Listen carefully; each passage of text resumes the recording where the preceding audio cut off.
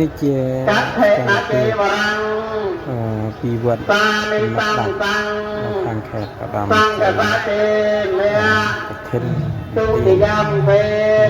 2025ក៏ពិតប្រតចំបានវត្តនេះដាច់ស្យាពីពេញជួនហើយពេលវេលាមិនទាន់មានជាលក្ខទេហើយថ្ងៃនេះខ្ញុំបានប្រាប់ថាទេដើម្បី